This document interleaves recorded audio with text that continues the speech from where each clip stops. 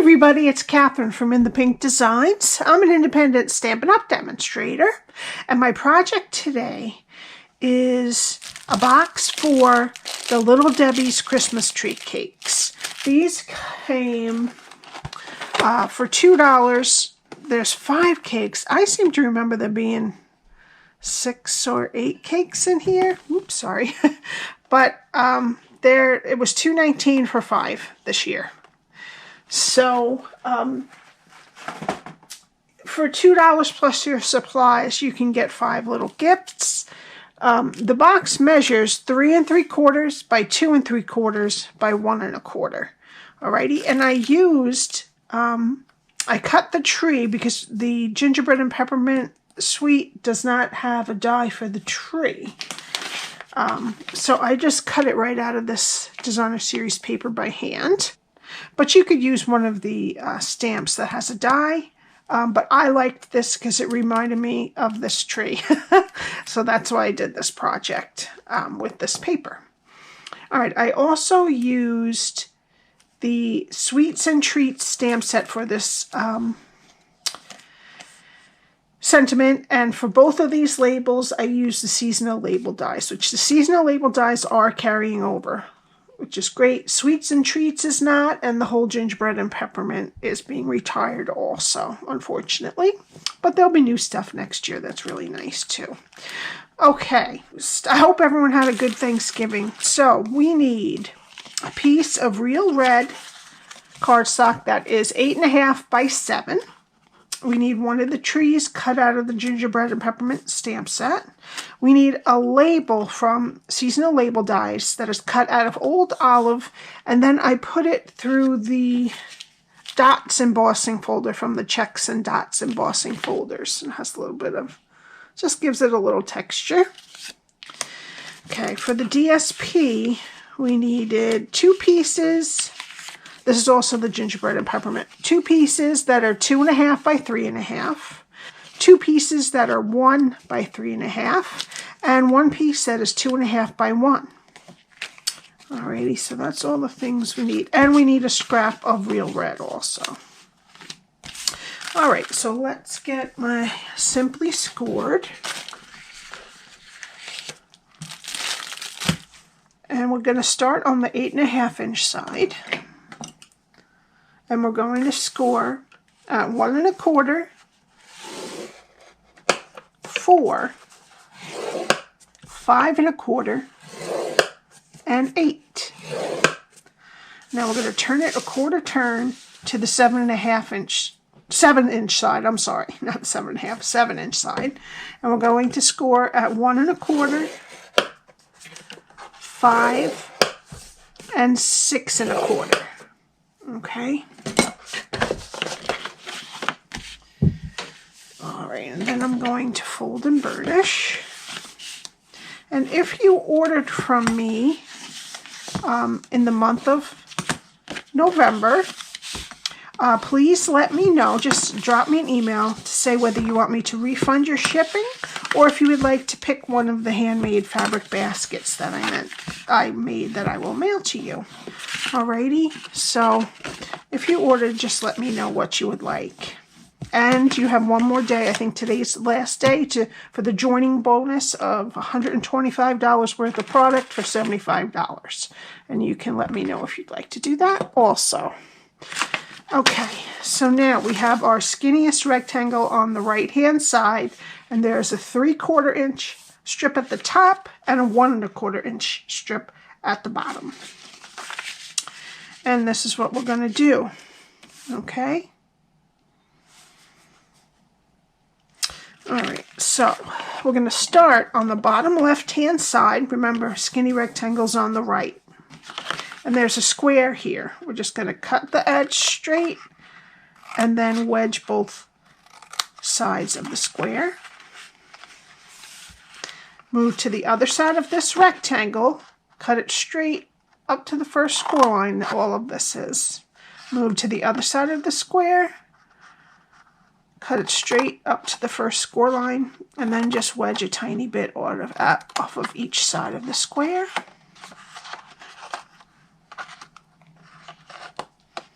Okay. Move to the other side of this rectangle, cut to the first score line, and then just wedge a little bit up into that skinny rectangle. Alrighty, that's what the bottom looks like. Now we're going to turn it 180 so that our skinny rectangle is on the left-hand side. Alright, we're going to get rid of this rectangle and wedge into the skinny rectangle there. Okay, so we're going to go over one score line and cut to the second score line, and then just wedge a little bit into the what's left of the skinny rectangle. Alrighty, this one's going to be our flap. So these two rectangles, we're going to go to the other side and cut straight to the second score line. We only need this square. So go to the other side of the square and cut to the second score line. We're going to get rid of this rectangle at the top.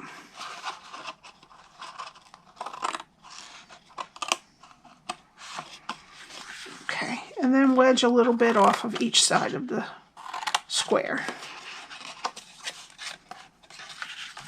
Okay. Now, we don't need these two because we only need one flap. Okay, so go to the other side of this rectangle, these two rectangles, cut to the second score line, and then we're going to cut them completely off. Okay.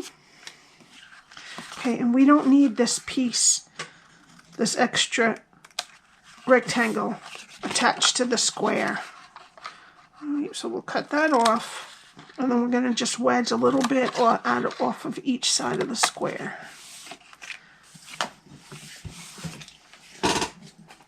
Okay, now we're going to turn it so that the flap is up. And we're going to take the detail trio punch or your corner rounder and round both sides of the flap. All right, now this is what your cardstock should look like after you've scored it, cut it, and rounded the edges. All right, now I'm going to take our tear and tape and I'm going to attach a strip to what's left of the skinny rectangle right up next to the score line. And then I'm going to take my take your pick tool to take the backing off. Flip it over and then flip the side with the tape on it and then the other side to meet it. Okay, now this is our back.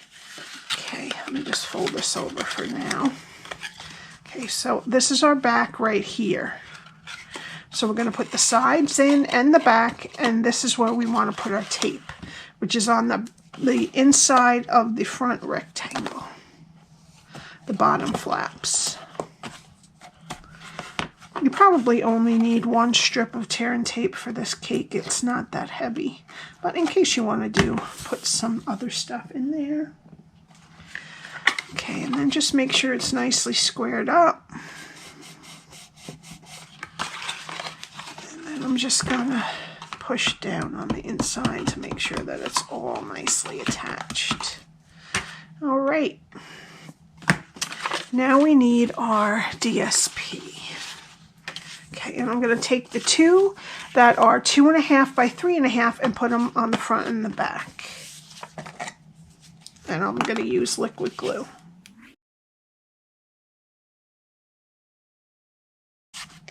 Okay, now the two sides that are 1 by 3.5. All right.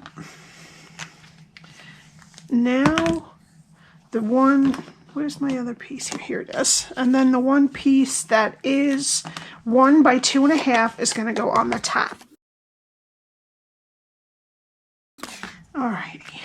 Now we need a small circle punch. This one's about 1/8 of an inch, but you could use the 1/4 inch too. And we're going to put 2 holes in the top, about 1 inch apart. Okay, I'm going to use a pencil and I'm going to mark it through the holes onto the body of the box. You see it? Yeah. And then I'm going to punch 2 matching holes in the body of the box.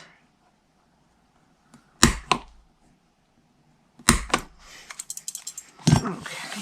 Okay, now we're going to take our white glittered organdy ribbon and we're going to poke it through one of the holes that's in the body of the box from the outside to the inside and then back up the other hole.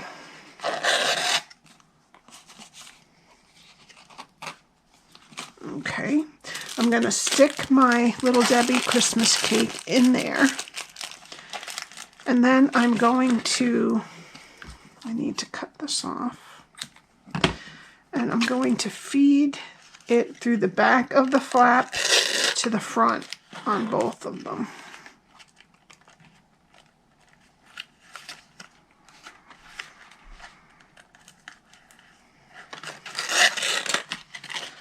Okay.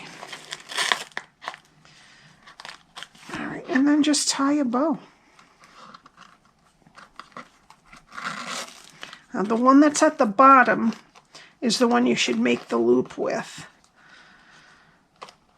And then wind it around the back, and then you should have both of your tails land up in the front, facing the right way at least. Okay, there we go. Then I'm just going to trim them off. Okay, so now our box part is done. Alright, so now we need our scrap of real red, our Tuxedo Black Ink, and our sentiment from Sweets and Treats that says "Bring on Christmas." And I'm just going to stamp it here. Give yourself some room on the scrap. And then this die from Seasonal Label Dies, I'm just going to center the sentiment into the die, and I'll tape it down and I'll be right back. Okay. Alright, so we'll put that to the side. Okay, now we're going to attach our label that I cut with the Seasonal Label Dies and then I embossed with the Dots embossing folder. And I'm going to put some dimensionals on the back. And then I'm just going to center this between the bottom of the label and the bottom, and the sides also.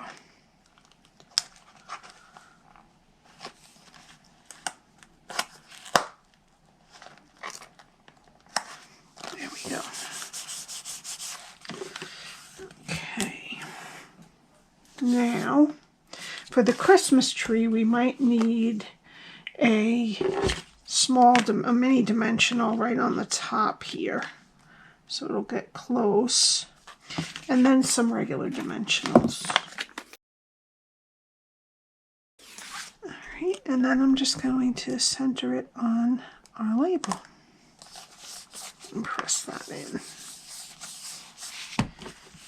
Okay, so now for the sentiment, I'm just going to take the very end of it and kind of bend it back towards my finger, and then the rest of it, I'm going to just give it a little curl.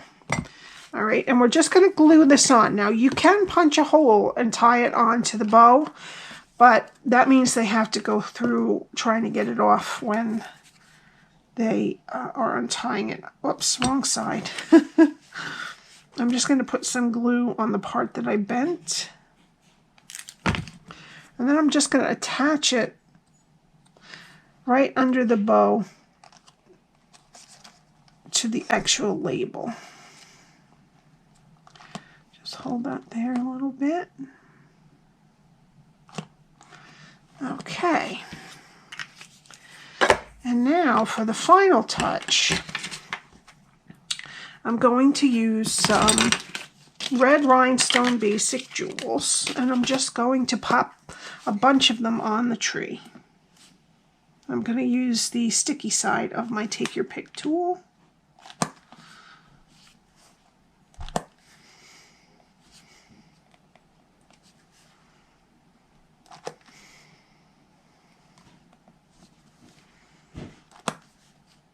You can also use the spatula part of the tool too, but I like to do this. It's quicker to put them on, I feel.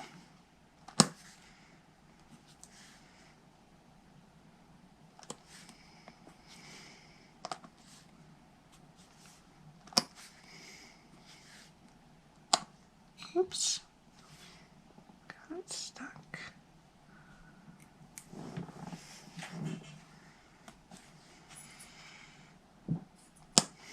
Okay, so I put 1, 2, 3, 4, 5, 6, 7, 8, 9, 10, 11, 12. I put 13 on there. And that's it. I hope you enjoyed this. If you have any questions, please don't hesitate to ask. My contact information is below, or you can just leave a comment, and I do read and respond to my comments on my YouTube channel. I would love it if you would subscribe, and if you want to be notified whenever I when I upload a video, you can hit the notification bell. And if you want to become a hobby demonstrator or to make it a career, please let me know. I have a link to the joining page of Stampin' Up also. All right, have a great week, and I will see you Wednesday. Bye.